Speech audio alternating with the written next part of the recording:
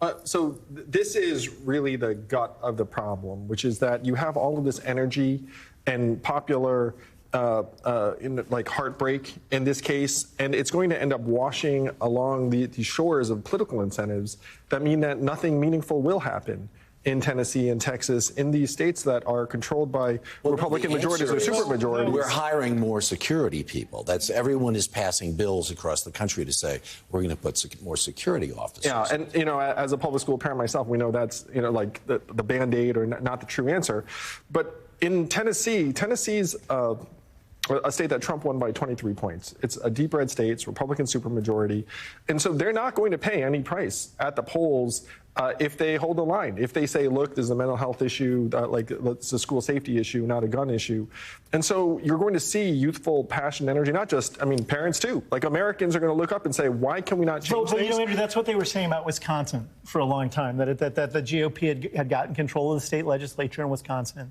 That nothing. Well, Wisconsin's a deep purple state. That's like a swing state. Yeah, but I think it's presented as blue, right, for a bunch of different reasons for 10 years or so. Oh, I should wake up. Sorry, you know what? You were not allowed to speak, Harry. Okay. Yeah, I'm just glad that's I just got censored. Not mine. Mine, of all people, mine. Pathetic. Wow. You're out of school. No, go back to Wisconsin. I think the interesting thing with around abortion and guns, climate change, is I do think, we're in this year where a lot of federal powers devolved to the states. The Supreme Court's pushed that along. The parties have pushed that along.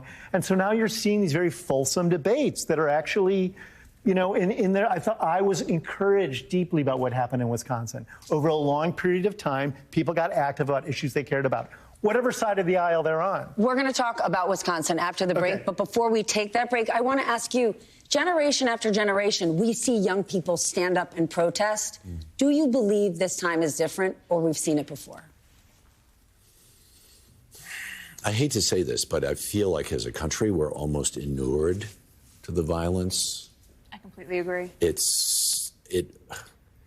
When Sandy How can that be? When Sandy Hook happened, my phone goes off, and one of the things I knew that I couldn't do was go to Connecticut and stand and beg parents to talk to us. I just knew my own reporting PTSD kicked in and said, I can't do that anymore. I said, how about I write an essay tonight about every time something like this happens, and we say, we've got to do something about this gun violence, which people on the other side say, it's not gun violence, right? It's something else again. But I said, but the basis of the essay was, if not now, when, right? We can't. After Las Vegas, after whatever the shooting was. Could you take that essay out of a drawer today, and change the date, and write today's date? Exactly would it be the same? Exactly the same. So that's why I'm not. But isn't there any number of public issues that we debate? You could say that about abortion has been a ping pong ball for a long time. Pollution and climate change. I think change takes a long time. Last point to you. So you're seeing these institutions that are unresponsive to popular will, and that's going to get worse, not better.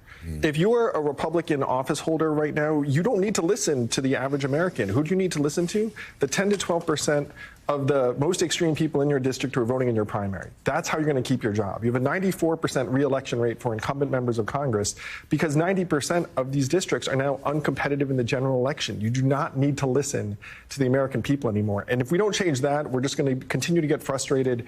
And your article, unfortunately, is going to be something that's relevant time and again.